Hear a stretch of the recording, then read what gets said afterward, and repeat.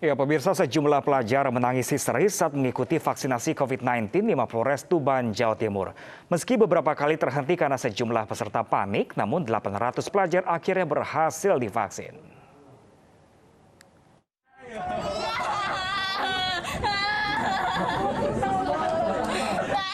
Tangis histeris Yunita langsung pecah begitu menghadapi petugas vaksin yang membawa jarum suntik. Siswi SMA di Tuban ini histeris karena takut jarum suntik.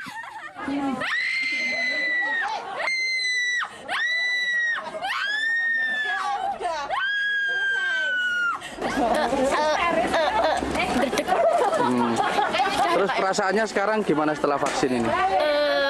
Saya bersyukur banget sudah vaksin. Terus harapannya setelah vaksin ini? Harapannya Biar sehat gitu. biar sehat ya Pak. Proses vaksinasi sempat beberapa kali terhenti. Ternyata sejumlah pelajar takut jarum suntik.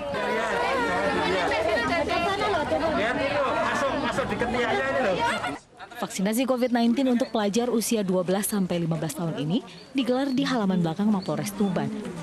Ratusan siswa tingkat SMP dan SMA antusias mengantre demi mendapat jatah vaksin gratis. Hingga kini pelajar yang telah divaksin baru mencapai 20% dari total jumlah target 89.000 siswa. Untuk pelajar dalam rangka menyongsong pembelajaran tatap muka, hari ini kita laksanakan sejumlah 800 vaksin. Siswa kurang lebih 89.000, kita sudah capai kurang lebih 20. Meski sempat diwarnai tangis histeris, 800 pelajar akhirnya berhasil disuntik vaksin. Dari Tuban, Jawa Timur, Pipit Wibawanto, iNews melaporkan.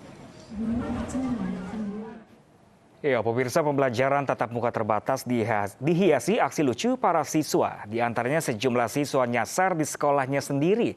Ada pula siswa yang bingung mencari seragam sekolah karena sudah mulai belajar tatap muka.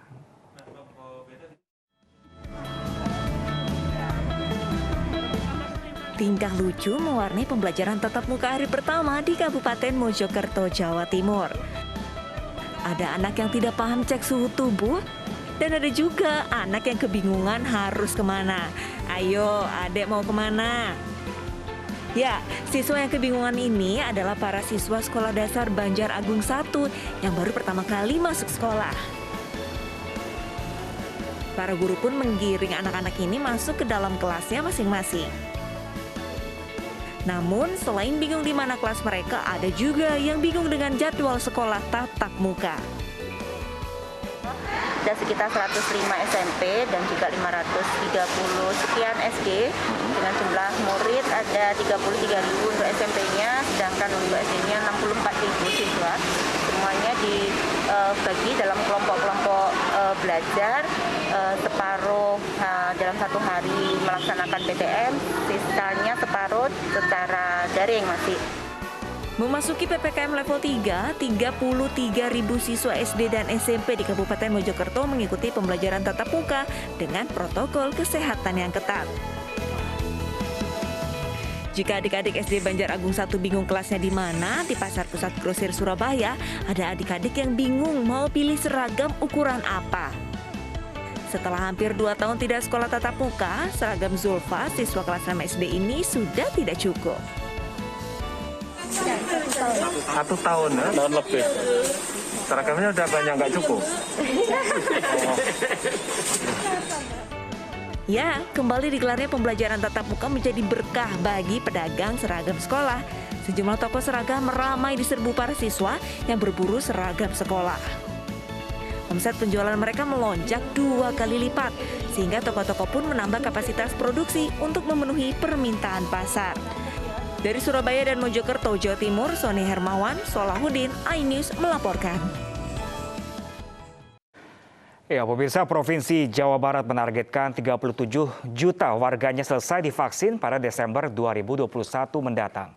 Mencapai target tersebut, Jawa Barat membutuhkan tambahan dan pasokan vaksin sebesar 15 juta dosis per bulannya. Jawa Barat mempercepat program vaksinasi untuk mencapai target 37 juta warganya tervaksin hingga Desember 2021. Bekerjasama dengan berbagai elemen masyarakat, program vaksinasi massal pun digelar, termasuk bagi anak dan pelajar usia 12 hingga 17 tahun. Mencapai target ini sejumlah tantangan dihadapi, di antaranya kurangnya pasokan vaksin. Oleh sebab itu, pemerintah provinsi meminta pemerintah pusat untuk menambah pasokan hingga 15 juta dosis setiap bulannya untuk melindungi warga Jawa Barat. Jadi jangan bicara, oh ini kurang, ini kalau suplainya saja nggak sebanyak ini. Jadi problemnya itu bukan di daerah, problemnya adalah suplainya yang belum pasti. Ini yang saya sebut masalah utama. Percepatan vaksinasi juga didukung seluruh sekolah di Jawa Barat. Di SMA Negeri 5 Bekasi, seluruh pelajarnya antusias mengikuti vaksinasi dosis kedua. Alhamdulillah vaksin pertama dan kedua berjalan dengan lancar. Insya Allah mudah-mudahan apabila anak-anak kita sudah 2 kali vaksin, maka ini akan kami jadikan sebagai salah satu persyaratan untuk bisa mengikuti pembelajaran tatap muka di sekolah. Progres cakupan vaksinasi di Jabar terus menanjak, bahkan dapat melampaui 400.000 vaksin per hari seperti yang ditargetkan.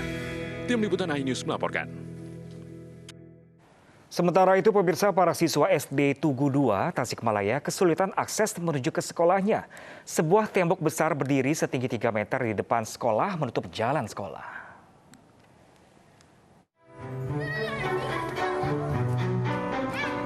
Banyak jalan menuju Roma, nampaknya pepatah lama ini kental dirasakan bagi para siswa SD Negeri 2 Tugu, Jawa Barat. Para siswa dan guru SD ini harus melewati kebun warga, sawah, hingga kuburan. Mereka harus menempuh 300 meter perjalanan lebih jauh untuk menimba ilmu.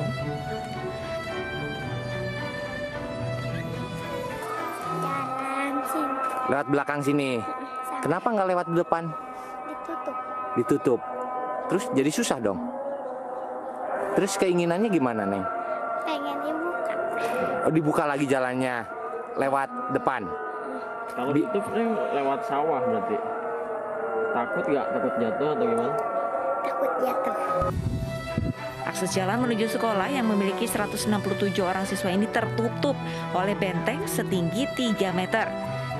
Benteng ini berdiri pada awal tahun 2021 oleh pemilik tanah saat sekolah daring dilakukan. Namun ketika pembelajaran tatap muka kembali digelar, para siswa dan guru sulit menuju ke sekolah. Setelah jalan utama dari depan ditutup, pemilik lahan hanya memberikan jalan dengan lebar 50 cm dan panjang 80 meter sebagai akses jalan. Namun jalan tersebut tidak layak dan tidak bisa digunakan karena terlalu sempit.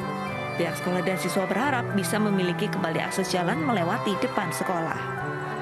Dari seluruh warga sekolah di sini kami berharap bisa melewati atau memiliki kembali akses jalan utamanya dari depan agar anak-anak tidak harus berkeliling lebih memutar lebih jauh jalan belakang gitu. Sementara itu, pihak pemerintah Kota Tasikmalaya berencana akan membebaskan lahan di depan sekolah untuk akses jalan para siswa ke sekolah melalui jalan utama. Dari Tasikmalaya, Jawa Barat, Asep Juharyono, iNews melaporkan. Ya, pemirsa, lalu bagaimanakah penyelesaian masalah sekolah di tembok ini? Kita sudah terhubung dengan rekan Asep Juharyono di SD Negeri 2 Tugu Tasikmalaya. Selamat siang, rekan Asep. Bisa Anda gambarkan di belakang Anda seperti apa sih tembok yang menutup akses menuju sekolah ini? Silakan, Asep. Ya, selamat siang Pram dan pemirsa.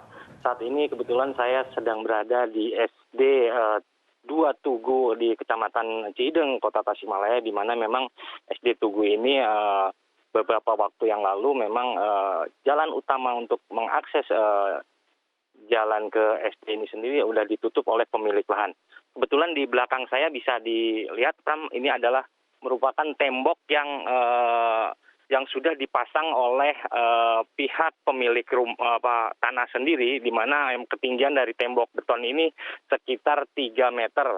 Dan memang setelah ditembok lahan ini, maka para siswa sendiri akhirnya tidak bisa melalui jalur ini dan mereka harus melewati jalan yang terjal ini. Kebetulan ini adalah jalan yang diperuntukkan oleh pemilik lahan kepada sekolah SD Tugu ini sendiri. Dari itu kita akan berbincang langsung dengan Ibu Kepala Sekolah dari SD Tugu Tasikmalaya, Ibu Sri Mulyani. Ibu, bisa diceritakan sebenarnya seperti apa sih Bu ini kondisi jalan ini, Bu? Ini adalah jalan yang diberikan oleh pemilik lahan yang ditembok ini. Ukurannya 50 cm. Namun keadaan jalannya seperti ini, masih berbatu, kemudian ukurannya yang cukup kecil, dan ini juga melewati lahan rumah makan orang lain gitu. Bisa ditunjukkan ya Bu ini jalannya? Ini jalannya seperti ini. Di sana masih banyak sekali batu-batu yang harus dibereskan gitu Pak. Kalau ini digunakan untuk fasilitas jalan anak-anak ke sekolah gitu. Seperti itu. Untuk saat ini, untuk akses sendiri jalannya seperti apa nih? Nah, sementara ini kami menggunakan solusi lain, yaitu jalan menuju ke sekolah itu lewat belakang sekolah. Seperti di sana bisa dilihat gitu ya Pak. Dan itu masih menggunakan lahan warga yang ada di lingkungan sekolah. Kebetulan memiliki lahan di belakang sekolah ini, dan mereka menghibahkan sebagian tanahnya untuk dijadikan fasilitas jalan anak-anak ke sekolah gitu. Tapi hingga saat ini apakah jalan itu memang udah layak dilalui oleh Sebetulnya belum karena masih berupa bukit, bertanah dan berbatu. Belum rata sama sekali. Bahkan ada yang curam gitu jalannya. Kadang-kadang di situ pun pernah terjadi kejadian orang tua jatuh, tenaga kependidikan juga pernah jatuh, apalagi di musim hujan seperti ini. Itu sangat mengkhawatirkan. Saya sebagai kepala sekolah di sini sangat mengkhawatirkan keadaan itu. Terus sebenarnya untuk harapan sendiri dari para siswa dan guru-guru pengajar di sini sendiri seperti apa sih Bu? Iya, kami semua berharap, utamanya seluruh warga sekolah di sini berharap kami memiliki akses jalan dari depan yang aman dan nyaman gitu. Dan anak-anak juga tidak harus berputar melalui jalan belakang yang cukup jauh. Jadi di sini kalau lewat jalan sini itu lebih simpel, lebih cepat untuk sampai ke sekolah. Tapi hingga saat ini memang sudah ada pembicaraan dengan pihak pemilik tanah sendiri atau pemerintah seperti apa? Iya, kebetulan alhamdulillah kami hari kemarin dan hari ini pun sudah berkumpul dengan para pejabat yang berwenang dari kelurahan, dari dinas, dari pemerintahan kota untuk mencari solusi seperti apa supaya kami bisa menggunakan kembali jalan yang dulu pernah kita gunakan. Dan insya Allah katanya rencananya mau mengadakan kumpulan gitu ya Pak, pertemuan bersama dengan para pejabat yang berwenang juga seperti itu. Terima kasih banyak iya, Bu Sri Mulyani. Demikian Pram, itu adalah Ibu Sri Mulyani, Kepala Sekolah SD 2 Tugu, Kota Tasikmalaya. Dan memang hingga saat ini pihak sekolah dan murid-murid sendiri masih berharap bahwa pintu gerbang yang dulunya memang ada bisa kembali dibuka agar mereka bisa lebih mudah mengakses ke sekolah SD Tugu ini. Pram. Baik, terima kasih banyak rekan Asep Juaryono. Semoga menemukan titik terang agar memudahkan anak-anak untuk bersekolah kembali. Terima kasih banyak Asep. Sementara itu pemirsa, belasan siswa SMU di Kabupaten PD Jaya Aceh menjadi korban penganiayaan kakak kelasnya. Akibatnya beberapa siswa alami trauma dan luka berat hingga dilarikan ke rumah sakit.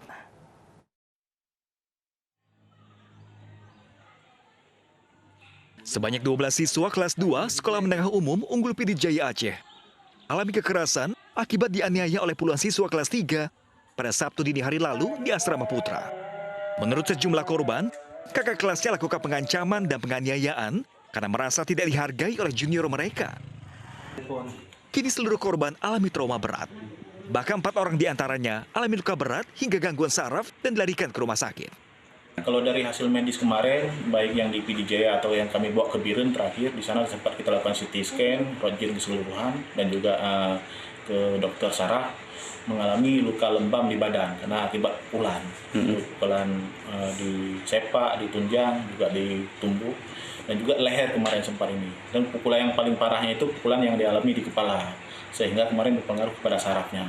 Jadi sampai hari ketiga, sampai Senin kemarin, kondisinya masih memprihatinkan karena untuk sekedar duduk saja tidak sanggup.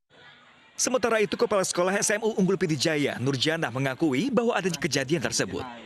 Selain sanksi tegas, kini pihak sekolah akan mengambil langkah damai agar baik pelaku maupun korban dapat bersekolah seperti biasa. Dari PD Jaya Aceh, Jamal Pangwa, iNews melaporkan.